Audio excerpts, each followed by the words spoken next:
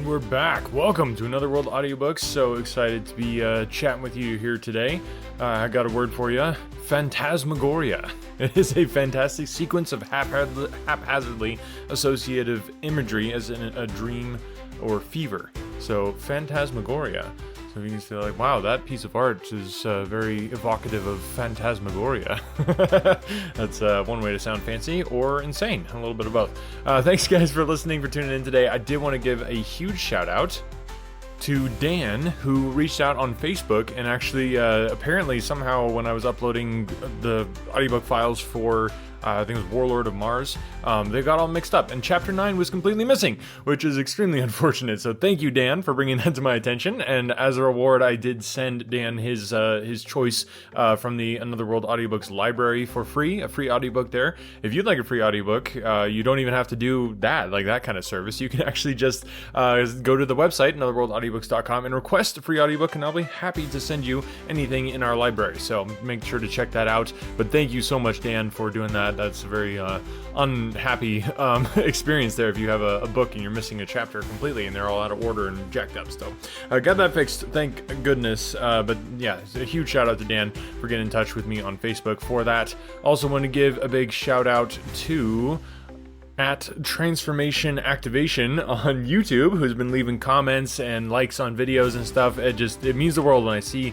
that kind of listener interaction. It makes it feel like what I'm doing is worthwhile and that people are really enjoying it. So thank you, Transformation Activation. And actually he ended up getting a full free audiobook as well, just for the comments there on YouTube. So a huge shout out there. Thank you guys for the interaction. Just makes it feel more like a conversation and less of me just kind of shouting into the void. So he got the Arsene Lupin versus Sherlock Holmes, I think is what it is back then.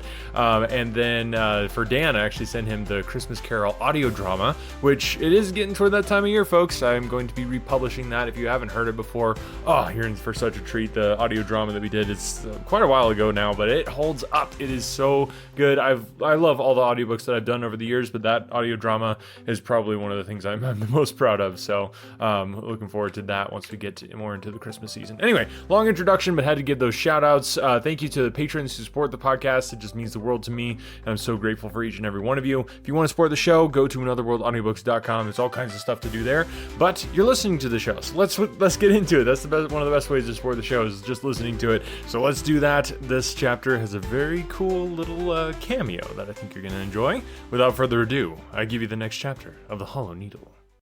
Chapter 8. From Ceasar to Lupin. Dash it all, it took me 10 days. Me, Lupin! You will want 10 years at least. These words, uttered by Lupin after leaving the Chateau d'Eveline, had no little influence on Beaudelet's conduct. Though very calm in the main, and invariably master of himself, Lupin, nevertheless, was subject to moments of exultation, of a more or less romantic expressiveness, at once theatrical and good-humoured, when he allowed certain admissions to escape him. Certain imprudent speeches which a boy like Beaudelet could easily turn to profit. Rightly or wrongly, Beaudelet read one of these involuntary admissions into that phrase. He was entitled to conclude that, if Lupin drew a comparison between his own efforts and Beaudelet's in pursuit of the truth about the Hollow Needle, it was because the two of them possessed identical means of attaining their object, because Lupin had no elements of success different from those possessed by his adversary. The chances were alike. Now, with the same chances, the same elements of success, the same means, 10 days had been enough for Lupin. What were those elements, those means, those chances? They were reduced, when all was said, to a knowledge of the pamphlet published in 1815, a pamphlet which Lupin, no doubt, like Mazaban, had found by accident, and thanks to which he had succeeded in discovering the indispensable document in Marie Antoinette's Book of Hours. Therefore, the pamphlet and the document were the only two fundamental facts upon which Lupin had relied. With these he had built up the whole edifice. He had had no extraneous aid. The study of the pamphlet and the study of the document. Full stop. That was all. Well, could not Beaudelet confine himself to the same ground? What was the use of an impossible struggle? What was the use of those vain investigations, in which, even supposing that he avoided the pitfalls that were multiplied under his feet, he was sure, in the end, to achieve the poorest of results? His decision was clear and immediate, and in adopting it he had the happy instinct that he was on the right path. He began by leaving his Janson d'Inceley schoolfellow, without indulging in useless recriminations, and, taking his portmanteau with him, went and installed himself, after much hunting about, in a small hotel situated in the very heart of Paris. This hotel he did not leave for days. At most he took his meals at the table d'hôte. The rest of the time, locked in his room, with the window curtains close drawn, he spent in thinking. 10 days, Arsene Lupin had said. Beaudelet, striving to forget all that he had done, and to remember only the elements of the pamphlet and the document, aspired eagerly to keep within the limit of those 10 days. However, the 10th day passed, and the 11th, and the 12th. But, on the 13th day, a gleam lit up his brain, and very soon, with the bewildering rapidity of those ideas which develop in us like miraculous plants, the truth emerged, blossomed, gathered strength. On the evening of the 13th day, he certainly did not know the answer to the problem, but he knew to a certainty one of the methods which Lupin had, beyond a doubt, employed. It was a very simple method, hinging on this one question. Is there a link of any sort uniting all the more or less important historic events with which the pamphlet connects the mystery of the Hollow Needle? The great diversity of these events made the question difficult to answer. Still, the profound examination to which Beaudelet applied himself ended by pointing to one essential characteristic which was common to them all. Each one of them, without exception, had happened within the boundaries of the old kingdom of Neustria, which correspond very nearly with those of our present-day Normandy. All the heroes of the fantastic adventure are Norman, or become Norman, or play their part in the Norman country. What a fascinating procession through the ages! What a rousing spectacle was that of all those barons, dukes, and kings, starting from such widely opposite points to meet in this particular corner of the world. Beaudelet turned the pages of history at haphazard. It was Rolf, or Roux, or Rollo, first Duke of Normandy, who was master of the secret of the needle, according to the Treaty of Saint-Clair-sur-Epte. It was William the Conqueror, Duke of Normandy, and King of England, whose banner staff had pierced like a needle. It was at Rouen that the English burnt Joan of Arc, mistress of the secret. And right at the beginning of the adventure, who is that chief of the Coletti who pays his ransom to Ceasar with the secret of the needle, but the chief of the men of the Caux country, which lives in the very heart of Normandy? The supposition becomes more definite. The fields narrow. Rouen at the banks of the Seine, the Caux country. It really seems as though all roads lead in that direction. 2 kings of France are mentioned more particularly after the secret is lost by the Duke of Normandy and their heirs, the kings of England, and becomes the royal secret of France. And these 2 are King Henry IV, who laid siege to Rouen and won the Battle of Arques near Dieppe, and Francis I, who founded the Havre and uttered the suggestive phrase, "The kings of France carry secrets that often decide the fate of towns." Rouen, Dieppe, and Havre, the 3 angles of the triangle, the 3 large towns that occupy the 3 points. In the center, the Caux country. The 17th century arrives. Louis XIV burns the book in which a person unknown reveals the truth. Captain de Laberie masters a copy, profits by the secret thus obtained, steals a certain number of jewels, and dies by the hand of highway murderers. Now, at which spot is the ambush laid? At Gaillon. At Gaillon, a little town on the road leading from Havre, Rouen, or Dieppe, to Paris. A year later, Louis XIV buys a domain and builds the Château d'Aiguille. Where does he select his site? In the Midlands of France, with the result that the curious are thrown off the scent and do not hunt about in Normandy. Rouen, Dieppe, the Havre, the Cauchois Triangle. Everything lies there. On one side the sea, on another the Seine, on the third the 2 valleys that lead from Rouen to Dieppe. A light flashed across Beaudelet's mind. That extent of ground, That country of the high tablelands which runs from the cliffs of the Seine to the cliffs of the Channel almost invariably constituted the field of operations of Arsene Lupin. For 10 years, it was just this district which he parcelled out for his purposes, as though he had his haunt in the very centre of the region with which the legend of the Hollow Needle was most closely connected. The affair of Baron Cahorn, on the banks of the Seine, between Rouen and Auvray. The Thibermesnil case, at the other end of the tableland, between Rouen and Dieppe.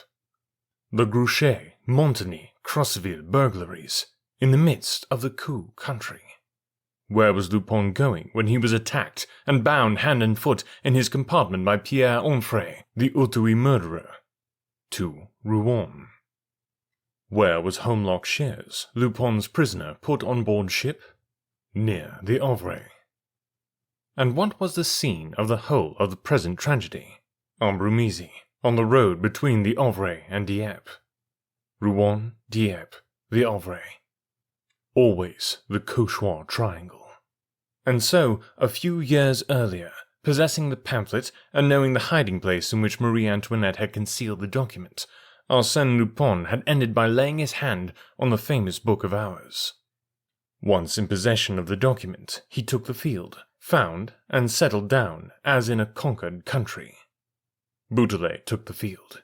He set out in genuine excitement, thinking of the same journey which Lupin had taken, of the same hopes with which he must have throbbed when he thus went in search of the tremendous secret which was to arm him with so great a power. Would his, Beaudelet's, efforts have the same victorious results? He left Rouen early in the morning, on foot, with his face very much disguised, and his bag at the end of a stick on his shoulder, like an apprentice doing his round of France. He walked straight to Duclair, where he lunched. On leaving this town, he followed the Seine, and practically did not lose sight of it again. His instincts, strengthened, moreover, by numerous influences, always brought him back to the sinuous banks of the stately river. When the Château du Maulequis was robbed, the objects stolen from Baron Cahorn's collection were sent by way of the Seine. The old carvings removed from the chapel at Ambrumésy were carried to the Seine bank. He pictured the whole fleet of pinnaces performing a regular service between Rouen and the Auvray, and draining the works of art and treasures from a countryside to dispatch them thence to the land of millionaires. "I'm burning, muttered the boy, gasping under the truth, which came to him in a mighty series of shocks and took away his breath. The checks encountered on the first few days did not discourage him. He had a firm and profound belief in the correctness of the supposition that was guiding him. It was bold, perhaps, and extravagant. No matter. It was worthy of the adversary pursued. The supposition was on a level with the prodigious reality that bore the name of Lupin. With a man like that, of what good could it be to look elsewhere than in the domain of the enormous, the exaggerated, the superhuman? Jumièges, the Mailleret, Saint-Vendry, Caudebec, Tancarville, Quillebeuf, were places filled with his memories. How often he must have contemplated the glory of their Gothic steeples, or the splendour of their immense ruins. But the Auvray, the neighbourhood of the Auvray, drew Isidore like a beacon fire. The kings of France carry secrets that often decide the fate of towns. Cryptic words which, suddenly, for Beaudelet, shone bright with clearness.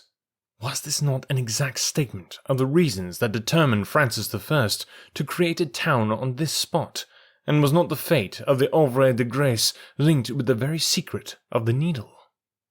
"That's it," stammered Beaudelet excitedly. "The old Norman estuary, one of the essential points, one of the original centres around which our French nationality was formed, is completed by those two forces, one in full view, alive, known to all, the new port, commanding the oceans and opening on the world. The other, dim and obscure, unknown, and all the more alarming, inasmuch as it is invisible and impalpable.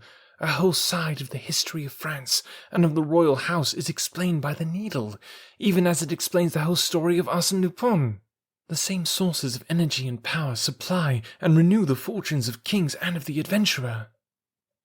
Beaudelet ferreted and snuffed from village to village, from the river to the sea, with his nose in the wind, his ears pricked, trying to compel the inanimate things to surrender their deep meaning. Ought this hill slope to be questioned, or that forest, or the houses of this hamlet? Or was it among the insignificant phrases spoken by that peasant yonder that he might hope to gather the one little illuminating word? One morning he was lunching at an inn, within sight of Honfleur, the old city of the estuary. Opposite him was sitting one of those heavy, red-haired Norman horse-dealers who do the fairs of the district, whip in hand and clad in a long smock frock. After a moment, it seemed to Beaudelet that the man was looking at him with a certain amount of attention, as though he knew him, or at least was trying to recognize him. "Pah," he thought, "there's some mistake. I've never seen that merchant before, nor he me." As a matter of fact, the man appeared to take no further interest in him. He lit his pipe, called for coffee and brandy, smoked and drank. When Beaudelet had finished his meal, he paid and rose to go. A group of men entered just as he was about to leave, and he had to stand for a few seconds near the table at which the horse-dealer sat. He then heard the man say in a low voice, "Good afternoon, Monsieur Beaudelet." Without hesitation, Isidore sat down beside the man and said, "Yes, that is my name. But who are you? How did you know me?" "That's not difficult, and yet I've only seen your portrait in the papers. But you are so badly, what do you call it in French, so badly made up?"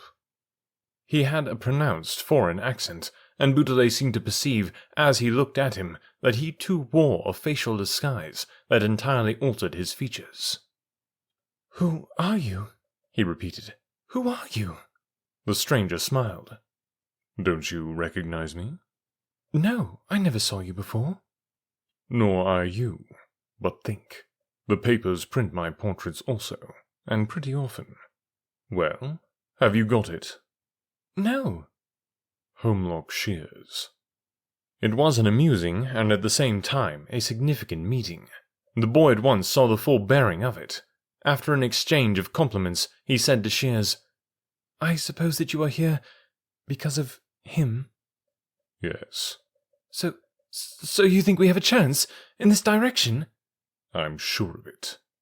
Beaudelet's delight at finding that Shears' opinion agreed with his own was not unmingled with other feelings. If the Englishman attained his object, it meant that, at the very best, the two would share the victory, and who could tell that Shears would not attain it first? "Have you any proofs, any clues?" "Don't be afraid," grinned the Englishman, who understood his uneasiness. "I'm not treading on your heels. With you, it's the document, the pamphlet, things that do not inspire me with any great confidence." "And with you?" "With me, it's something different." "Should I be indiscreet if—" "Not at all. You remember the story of the coronet, the story of the Duc de Chamarac?" "Yes."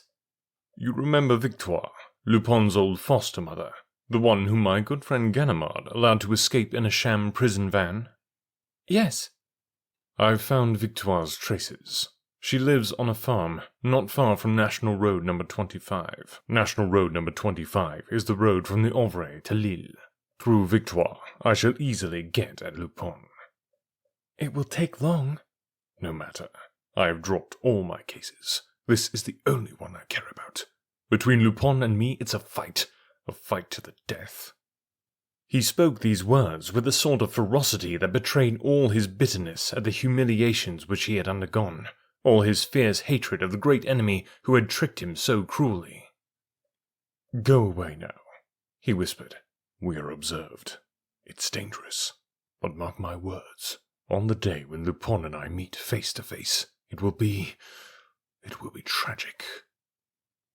Beaudelet felt quite reassured on leaving Shears. He need not fear that the Englishman would gain on him. And here was one more proof which this chance interview had brought him. The road from the Auvray to Lille passes through Dieppe.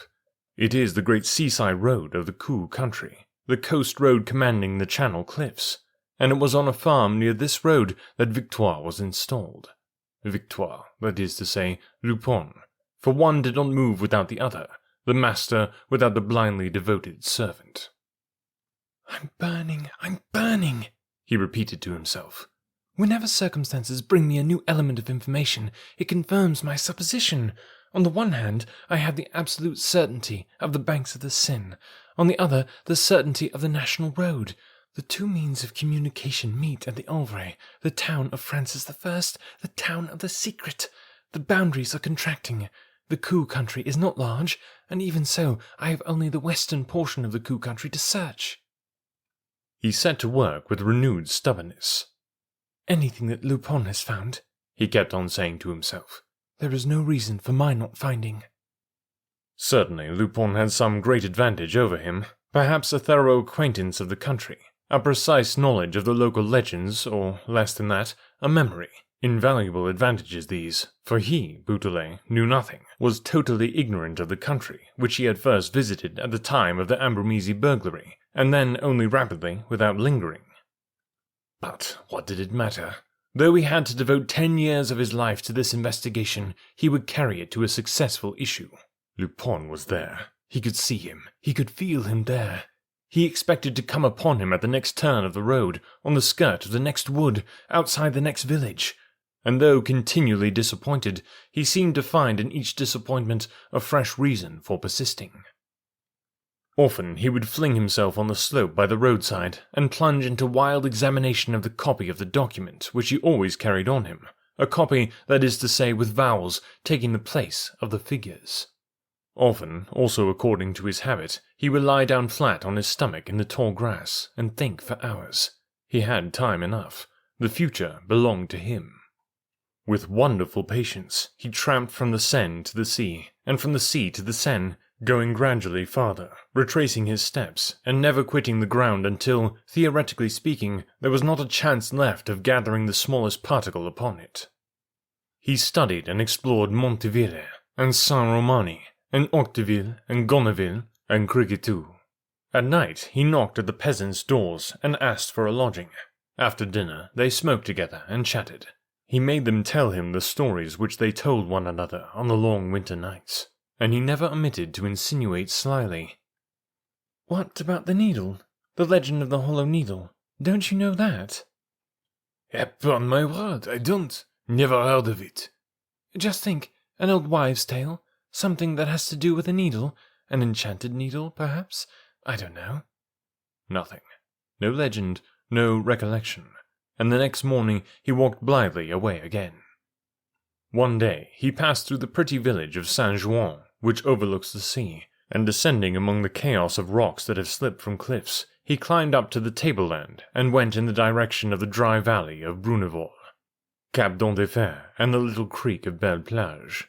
He was walking gaily and lightly, feeling a little tired perhaps, but glad to be alive, so glad even that he forgot Lupin and the mystery of the hollow needle, and Victoire and Shears, and interested himself in the sight of nature, the blue sky, the great emerald sea, all glittering in the sunshine. Some straight slopes and remains of brick walls, in which he seemed to recognize the vestiges of a Roman camp, interested him. Then his eyes fell upon a sort of little castle, built in imitation of an ancient fort, with cracked turrets and Gothic windows. It stood on a jagged, rugged rising promontory, almost detached from the cliff. A barred gate, flanked by iron handrails and bristling spikes, guarded the narrow passage. Beautrelet succeeded in climbing over, not without some difficulty. Over the pointed door, which was closed with an old rusty lock, he read the words, "Fort de Fréfossé." He did not attempt to enter, but turning to the right, after going down a little slope, he embarked upon a path that ran along a ridge of land furnished with a wooden handrail. Right at the end was a cave of very small dimensions, forming a sort of watchtower at the point of the rock in which it was hollowed out, a rock falling abruptly into the sea. There was just room to stand up in the middle of the cave. Multitudes of inscriptions crossed one another on the walls. An almost square hole, cut in the stone, opened like a dormer window on the land side, exactly opposite Fort Fréfossé, the crenellated top of which appeared at 30 or 40 yards distance. Beautrelet threw off his knapsack and sat down. He had had a hard and tiring day. He fell asleep for a little. Then the cool wind that blew inside the cave woke him up.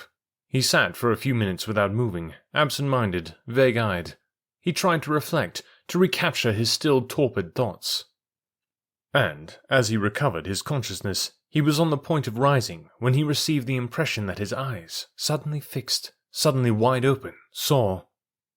A thrill shook him from head to foot. His hands clutched convulsively, and he felt the beads of perspiration forming at the roots of his hair. No, no, he stammered. It's a dream, an hallucination. Let's look. It's not possible. He plunged down on his knees and stooped over. 2 huge letters, each perhaps a foot long, appeared cut in relief in the granite of the floor. Those 2 letters, clumsily but plainly carved, with their corners rounded and their surface smoothed by the wear and tear of centuries, were a D and an F. D and F.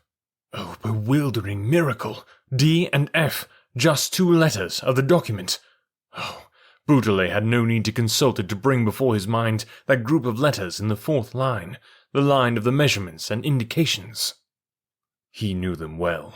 They were inscribed for all time at the back of his pupils, encrusted for good and all in the very substance of his brain. He rose to his feet, went down the steep road, climbing back along the old fort, hung on to the spikes of the rail again in order to pass, and walked briskly toward a shepherd whose flock was grazing some way off on a dip in the tableland. That cave over there! That cave! His lips trembled, and he tried to find the words that would not come. The shepherd looked at him in amazement.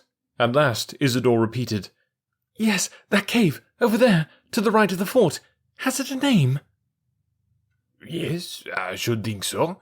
Or the Etretat folk like to call it the Demoiselle. What? What's that you say? Why, of course, it's the Chambre des Demoiselles. Isidore felt like flying at his throat, as though all the truth lived in that man, and he hoped to get it from him at one swoop, to tear it from him. The Demoiselle. One of the words, one of the only 3 known words of the document.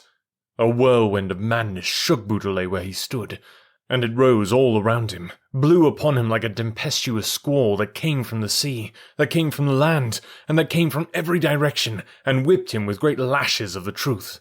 He understood. The document appeared to him in its real sense. The Chambre des Demoiselles. Etretat. That's it, he thought, his brain filled with light. It must be that. But why didn't I guess it earlier? He said to the shepherd in a low voice, That will do. Go away. You can go. Thank you. The man, not knowing what to think, whistled to his dog and went. Left alone, Beaudelet returned to the fort. He had almost passed it when, suddenly, he dropped to the ground and lay cowering against a piece of wall, and, wringing his hands, he thought, I must be mad. If he were to see me, or his accomplices, I've been moving about for an hour. He did not stir another limb. The sun went down. Little by little, the night mingled with the day, blurring the outline of things. Then, with little imperceptible movements, flat on his stomach, gliding, crawling, he crept along one of the points of the promontory to the extreme edge of the cliff. He reached it. Stretching out his hands, he pushed aside some tufts of grass, and his head appeared over the precipice. Opposite him, almost level with the cliff, in the open sea, rose an enormous rock, over 80 yards high, a colossal obelisk, standing straight on its granite base, which showed at the surface of the water, and tapering toward the summit, like the giant tooth of a monster of the deep.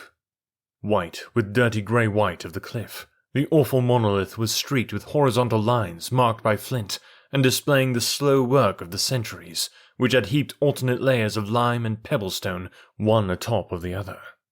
Here and there a fissure, a break, and wherever these occurred, a scrap of earth with grass and leaves. And all this was mighty and solid and formidable, with the look of an indestructible thing against which the furious assault of the waves and storms could not prevail. And it was definite and permanent and grand, despite the grandeur of the cliffy rampart that commanded it, despite the immensity of the space in which it stood. Beaudelet's nails dug into the soil like the claws of an animal ready to leap upon its prey. His eyes penetrated the wrinkled texture of the rock, penetrated its skin, so it seemed to him, its very flesh. He touched it, felt it, took cognizance and possession of it, absorbed and assimilated it.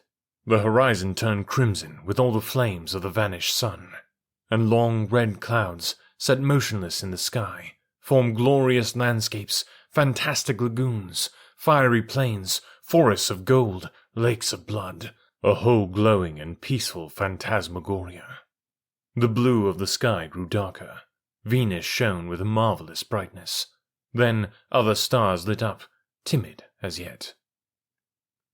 And Beaudelet suddenly closed his eyes and convulsively pressed his folded arms to his forehead. Over there. Oh, he felt as though he would die for joy, so great was the cruel emotion that wrung his heart.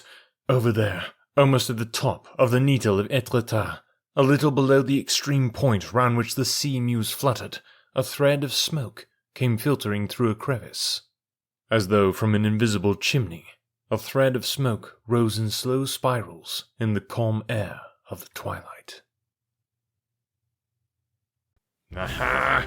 Holmlock Shears popping up there. Nice little cameo. This is shaping up. I'm really enjoying this mystery. Hope you guys are as well. Seems like Beaudelet is enjoying it and about to have a nervous breakdown at the same time. Quite a passionate young man, sounds like. Hope you guys are enjoying it, and I would love to hear from you. Thank you again to everybody who has been interacting with the show, commenting, liking, sharing, all that good stuff. Because I always say it, but it's 100% true. The best way to support the show, if you enjoy what you're hearing here, is just to spread the word. Tell other people about it. If you want to become a patron, there are some awesome perks that you get for doing that, so make sure to check that out, anotherworldaudiobooks.com. You can check out the merch store as well, but if you become a patron, actually the top tier level, you actually get a free hoodie that comes with a custom design on it, so I think that would be well worth it, in my opinion, but that's just me talking, so hope you guys think so. If you are want to check it out, again, that's anotherworldaudiobooks.com, and I've got a link to Patreon just right there on the homepage. So thanks again for listening, guys, and we'll catch you next week.